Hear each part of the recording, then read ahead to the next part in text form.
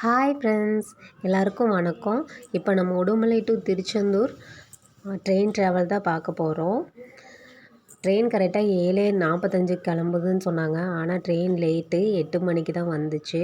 8 மணிக்கு லேட்டுன்றனாலேயே வந்துட்டு 2 இடத்துல நமக்கு வந்து ட்ரெயின் கிராசிங் போட்டு 20 நிமிஷத்துக்கு மேலே நிப்பாட்டிட்டாங்க. கரெக்டாக மதுரைக்கு 10:30 மணிக்கு தான் ரீச் ஆனோம். 10:30 மணிக்கு ட்ரெயின் எடுக்கும்போது 11 மணி ஆயிடுச்சு. நாங்கள் வந்து சாப்பாடு எதுவும் அங்கே ட்ரெயினில் எதுவும் சாப்பிடல, எப்படி இருக்குன்னு தெரியல. அதனால் வந்துட்டு நாங்கள் வீட்டில் இருந்தே சமைச்சு எடுத்துகிட்டு போயிட்டோம். வெளியில் எங்கேயும் வாங்கி சாப்பிடல. அதுக்கப்புறம் ட்ரெயின் வந்து கரெக்டாக 3:30 மணிக்கு வந்து திருச்செந்தூர் ரீச் ஆயிடுச்சு.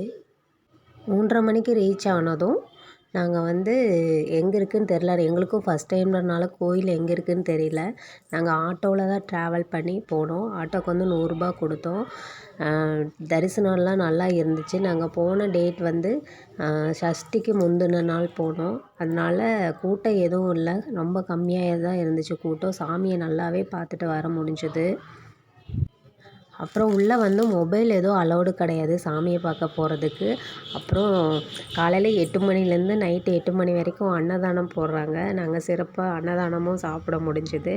அதுக்கப்புறம் நைட்டும் சாமி பார்த்துட்டு காலையில் சஷ்டி பூஜையும் பார்த்துட்டு அதுக்கப்புறமா தான் கிளம்புனோம்.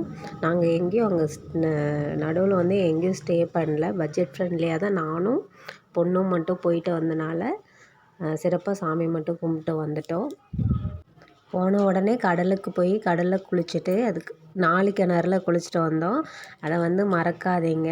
சிறப்பான தரிசனமும் நல்லாவே முருகர் கொடுத்தாரு. திருச்செந்தூர் போனீங்கன்னா முருகர் வந்து எங்களுக்கு சிறப்பான தரிசனமும் கொடுத்தாரு. மயிலையும் பார்க்க எங்களுக்கு வந்து தரிசனம் கொடுத்தாரு. நாங்களும் அதை பார்த்து கும்பிட்டு நல்லபடியாக திரும்பி வந்துட்டோம்.